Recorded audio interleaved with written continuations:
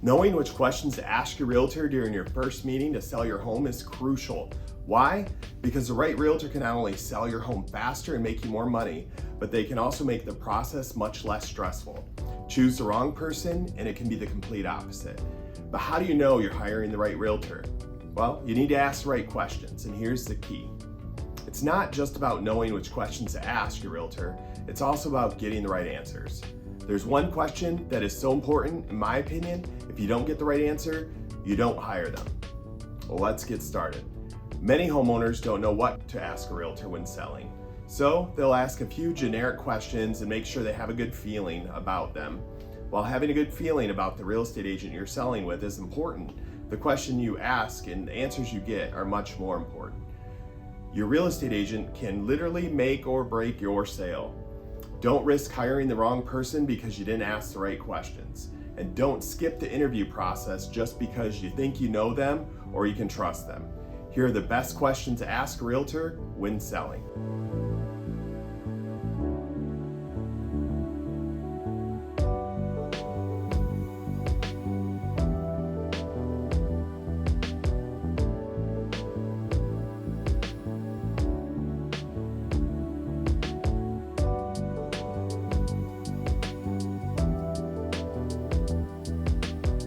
Question 1. How did you arrive at your suggested list price? Notice this question isn't, what do you think my home should list for? Every real estate agent will tell you what they think you should list your home for, but the how, well, that's more important. Setting the right asking price is a key to maximizing your offer price and selling quickly. Your home is worth what someone is willing to pay for it, but the listing price, well, that sets the initial tone. Set the price too high and you'll discourage motivated home buyers from even visiting. Price too low and you could be leaving money on the table. You'll want to ask a real estate agent this question before hiring them to ensure two things: that they have the knowledge to justify the price when negotiating, and they're not just suggesting an inflated price to secure your business.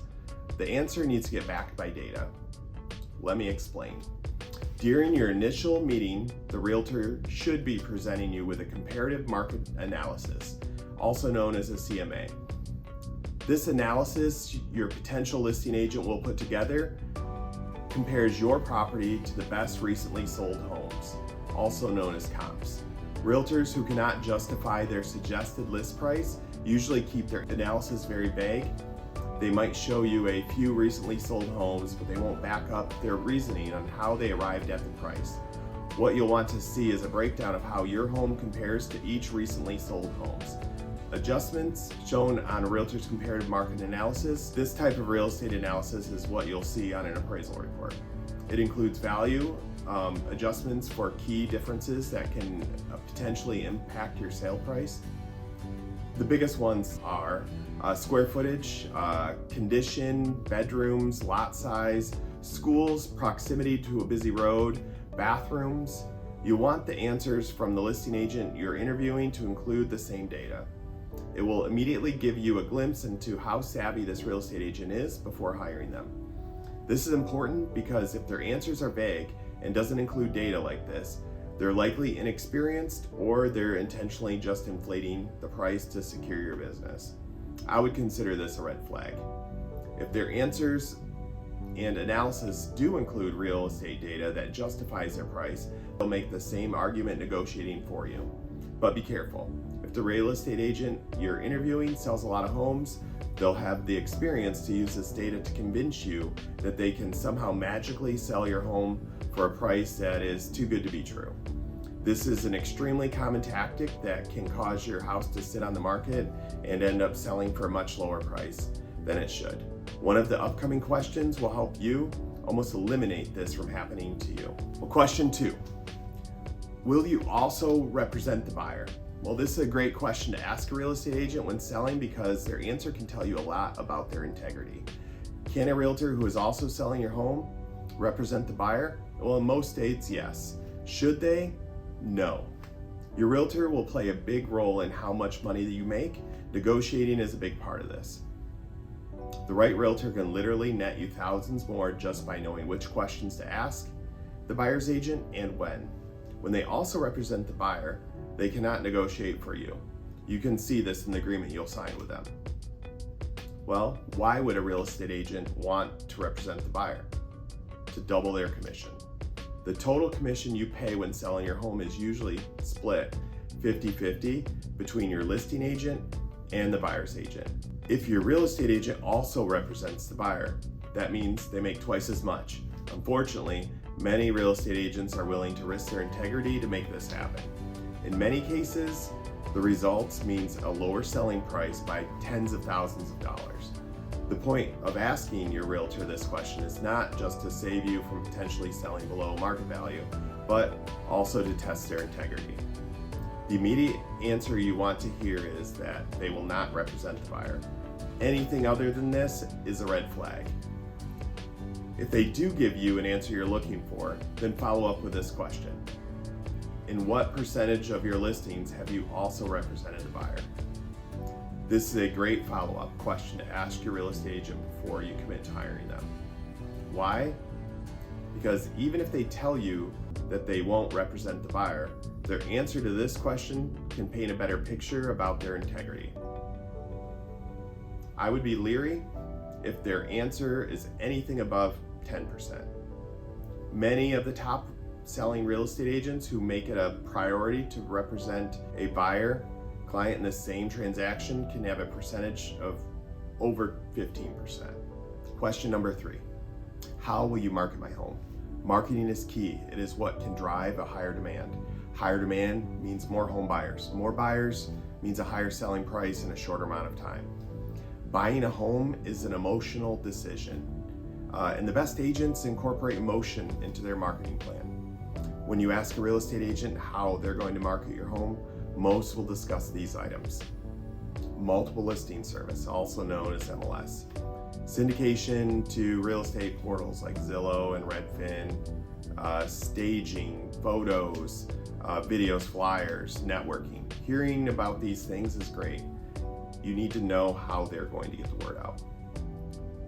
But you'll want to dive a bit deeper and hear about their specific approach. What are the selling features of my home? Every home has selling features. It doesn't matter if the home is in great condition or a fixer-upper, or if the schools have high scores on greatschools.org or below average scores. A realtor who knows how to get top dollar will find positive selling points and will use them when marketing. For example, the 2 selling features for a home in need of work could be the following. Lower price, which means lower monthly payments, lower property taxes, the opportunity for a buyer to add their own artistic touch. A good agent will do their homework before meeting with you and should be able to tell you the features they would use in a selling points. Who do you think the buyer for my home will be? This is a great marketing question to ask a real estate agent. The type of buyer for any given home can be different depending on the area, property type, price, selling features, etc. For example, a buyer for a condo in Grand Rapids is probably going to be different than the buyer for a single-family residence in a suburban neighborhood. A buyer for a home listed in a retirement community is going to be different than a home for sale in downtown Ada. The answers you're looking for is something specific. Of course, your buyer can be anyone, but every home will appeal to a larger demographic more than others. A generic answer most likely means the agent doesn't really know what they're selling to. This doesn't mean you won't get a great offer, but it doesn't mean their marketing plan won't maximize the opportunity. How do you plan on marketing to those home buyers? Well, when you're a real estate agent who knows what the selling features are and who the buyers are for your home might be, it's almost certain they're going to have a great marketing plan. The best agents excel at this. The approach used to target a younger audience will be different than approaching an older audience.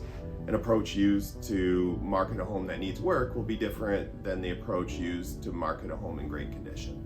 Any real estate agent can put your home on the MLS, but the best ones have a plan and use the right marketing strategy. Question number 4, how will you vet the buyer? Want to reduce your chances at having your offer fall through? Well, then you need a good agent who knows how to vet the buyer. This is the number one reason why you see a home go back on the market after it was pending. There are usually two reasons why this happens. The buyer wasn't able to get financing, or the buyer backs out during their inspection contingency period. And here's how a good agent can vet the buyer for financing. Make it a requirement for the buyer to submit their pre-approval letter with their offer. And then they would call the loan officer. After receiving the offer, a question a realtor can ask their loan officer is, well, what's the buyer's debt to income ratio? All lenders have a maximum ratio. If a buyer is not able to obtain financing, this is usually the reason.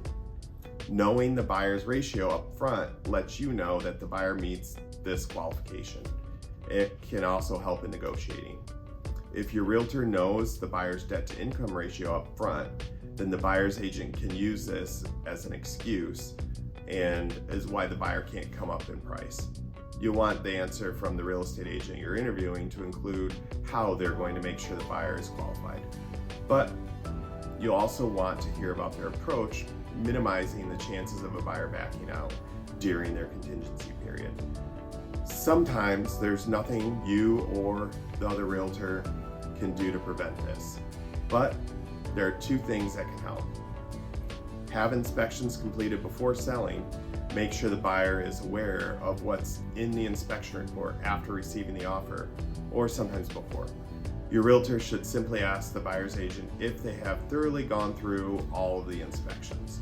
By doing this, it will be very difficult for the buyer to back out of the sale due to something they were already aware of. When you sell with a real estate agent who knows how to vet the buyer, your chances of a successful sale will dramatically increase. Question number 5. What do I need to do to get my home ready? The appearance of your home will have an effect on how fast you sell and for how much. A common mistake is that many sellers spend too much time and money on things that don't matter. The goal is to spend the least amount of money and only on the things that will bring a positive return on your investment. And that's exactly what the answer should be about when you ask your real estate agent this question. This will tell you how experienced and savvy the realtor is. The best ones know exactly what should be done to make your home more appealing to buyers. And if you plan on living in the home for a while, it's what is for sale. Ask the realtor what items inside your home can stay and which ones should go. The best real estate agents can walk around your home and immediately provide you with a list of what you need to do to get your home ready for sale.